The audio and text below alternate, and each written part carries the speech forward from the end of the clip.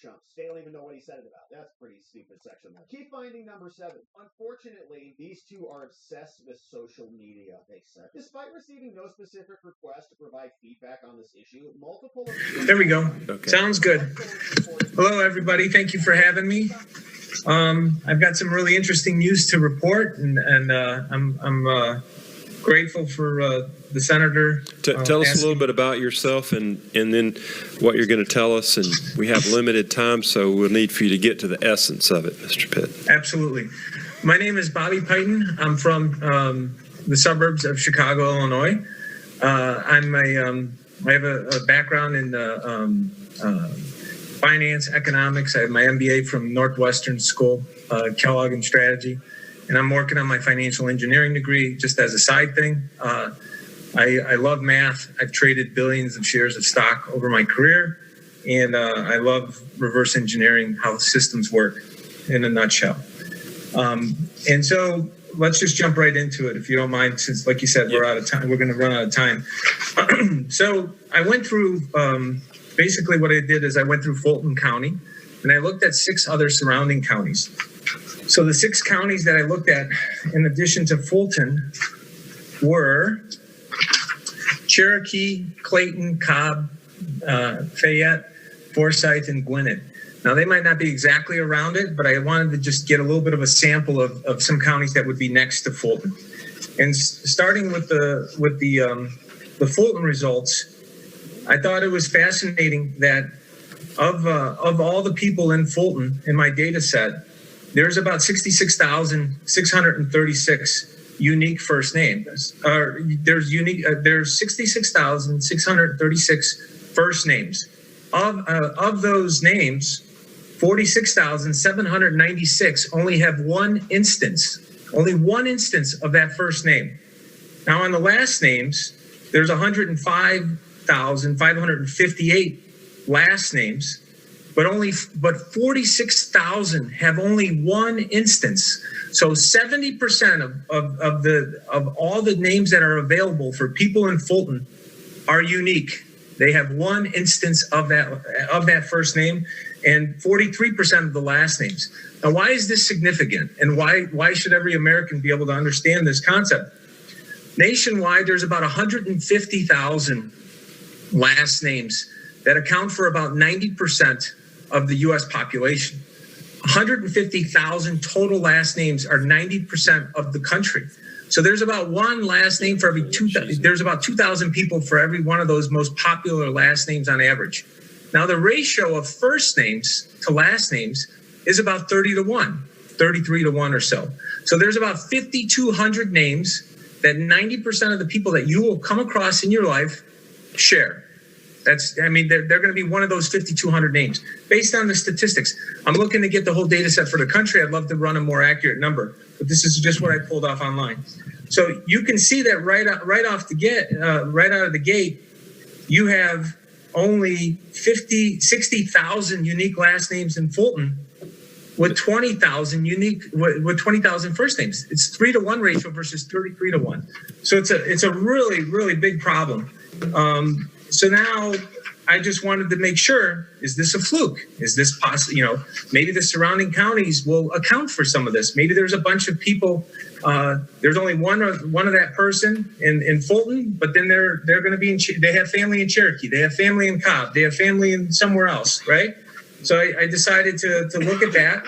And what I found is the number of unique first names jumps up, which is counterintuitive. The larger the sample size, the number of names should not just skyrocket off of it, because you should more likely be running into other people that have a similar last name. Yeah. Well, Mr. Penn, let me ask you a quick question. Can you jump to your conclusion, because I've got one more witness, and sure, I've got the here's the conclusion. Okay, right now you have a situation where the number of people with unique first names and the number of people with unique last names is so out of kilter that the only explanation could be that these are fake people.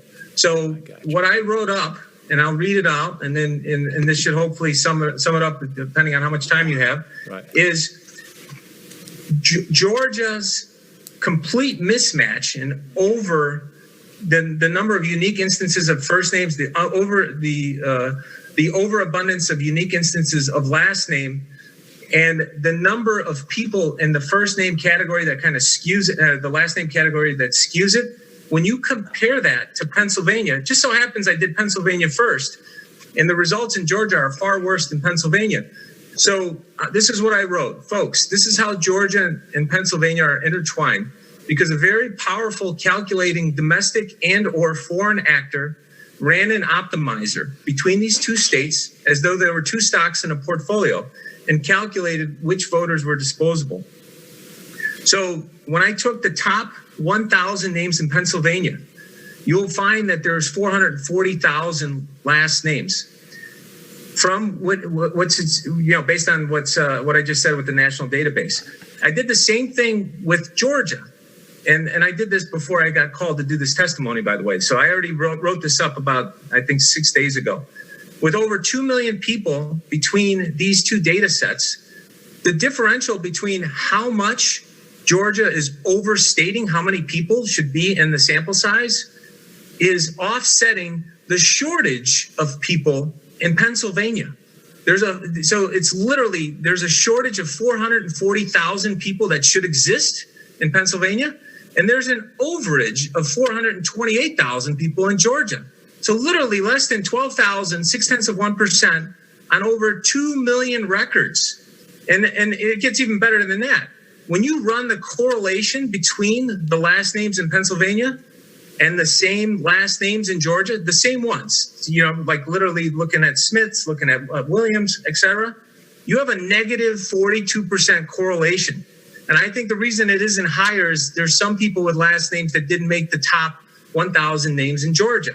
But if you adjusted for that, I'm sure the correlation would shoot up. There is no doubt in my mind that based on the evidence, Stacey Abrams, if she was involved with this, because she says she's taking credit for this election, she needs to be arrested for probable cause. Your Secretary of State should be arrested for probable cause.